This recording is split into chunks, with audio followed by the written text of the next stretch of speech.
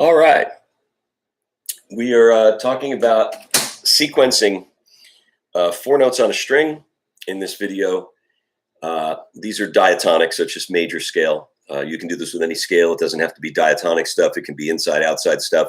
For right now, we're going to keep it simple. Use the major scale.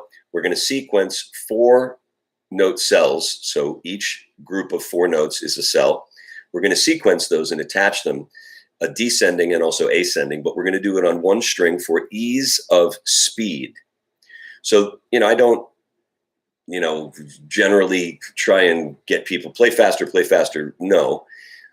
Speed comes with, your familiarity with something, for example. So that being said, I'm going to just show the right hand for a minute, and I'm going to try to play these kind of slowly. I'll break down the whole left hand thing. For right now, I'm going to stay in the key of F. There's no reason for that. It's just the way it laid out. So here we go. These will start on the downbeat. So 1, 2, 3, 4.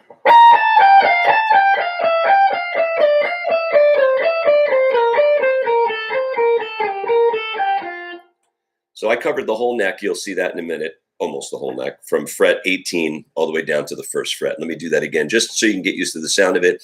What I would appreciate is if you would pay attention to the right hand.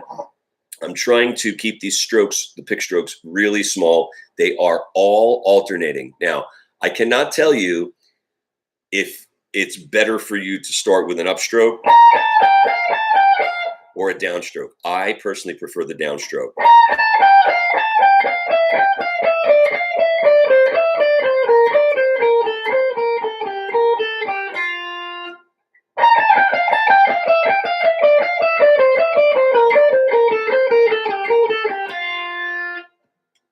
Okay, so you know what it sounds like, and you can see, alternate strokes don't take too much description, do they? We know what that is. So let's take a look at the left hand. Okay, so in this example, I want you to understand more than anything else that we're going to play three notes and we're going to have to move our hand. We are going to have to shift our hand. So here's the three notes. And your fourth note is going to be a hand carry or a shift or a position shift. Everybody calls them different things.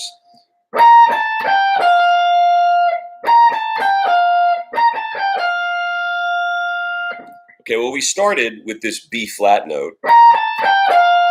So I'm going to start with the next lowest available note from the B flat within the scale, hence the diatonic thing, right? So all I'm trying to do is do this four note cell off of every note in the scale. This one, four note cell. This one, four note cell, four note cell, four note cell, etc. all the way down. So maybe it's a good idea to be sure that you can play the scale on one string. That's probably helpful.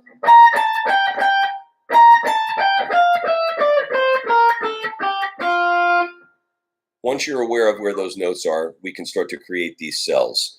So before I go any farther, one thing that I want to mention is, I'm playing the whole thing, meaning starting all the way up here and getting all the way to the end of the neck.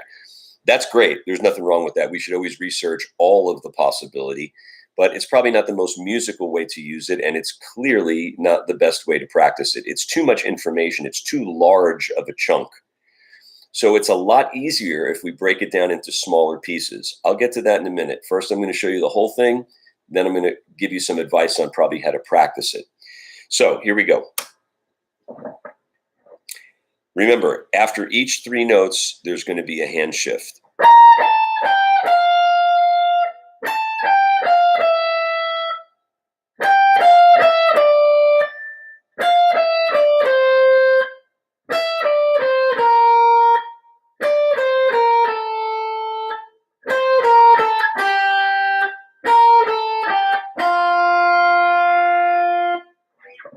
For some of you, you maybe do not prefer the couple of places where we have this wide spread.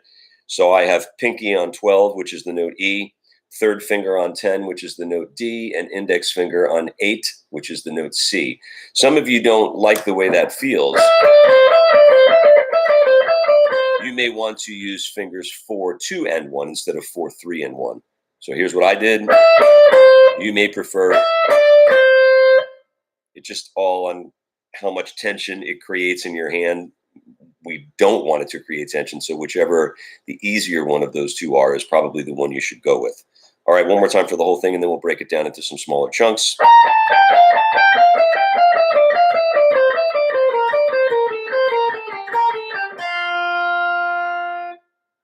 All right, so if you noticed, all the hand shifts happened on my index finger. First one, next one, next.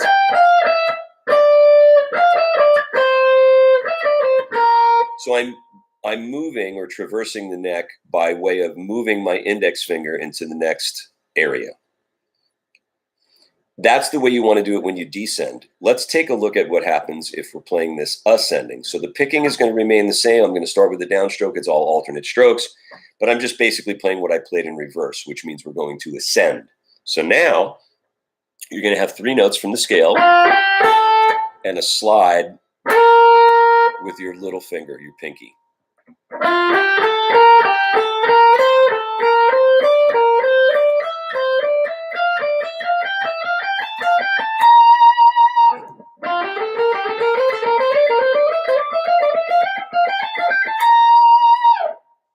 Works out really well, really well. So keeping the slides on the outside are important. Keeping the pick stroke small, very important. Remembering that it's 3 notes and then a shift. 3 notes, then a shift. So let's talk about practicing it in the way of building up some speed. You are much better served by using small chunks. I'm going to use 2 of them to start with. That's it. Because the only thing that's holding you back from playing this really fast, besides knowing where the notes are, which is easily accomplished, is going to be your right hand. But here's an interesting little tidbit. If I just went like this, that's alternate strokes. That's down, up.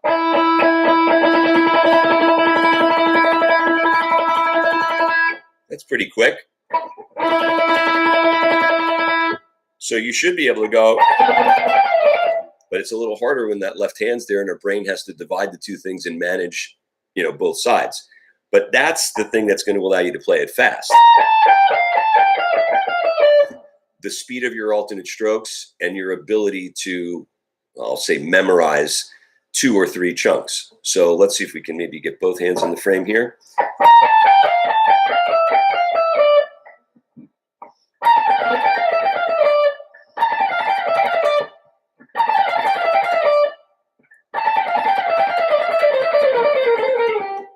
So you can see that once you have one of them, it's not really too terribly difficult to continue. Whoops, sorry. Oh, I should do it where it's in frame. I'll start from here. So there's another little issue, and that's this. When your hand is moving around with the pick,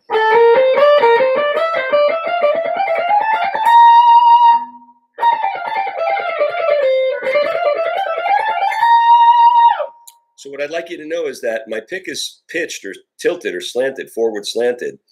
And the reason I'm mentioning that is because on my right hand, on my picking hand, my thenar muscle, you don't need to remember what that is, but basically this whole part of my hand, this bottom part, including this, is what is silencing any unwanted or extraneous noise.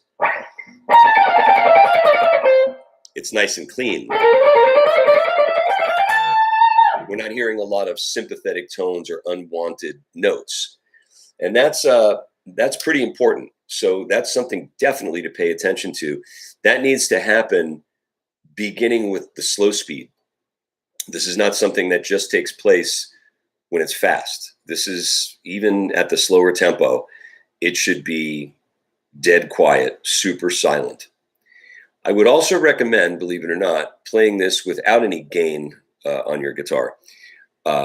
Maybe even first, just to try to get that going. But then when you turn your gain on, you'll realize there's a lot more things that can go wrong in terms of stuff ringing out. And that's an important, that's an important reason to make sure we have the muting thing okay. It's kind of a big deal, or else it's going to just sound like sloppy.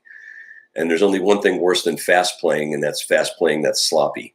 So it's really important to keep stuff quiet. And I mean, this is guitar playing 101 for anything that you play. But when you start playing patterns like that and you really start adding tempo, there's a lot of room for disaster. If I'm not careful about where I put my right hand, and I'm not careful about my pick angle, it can get gross. It can just get sloppy sounding. So we don't want that.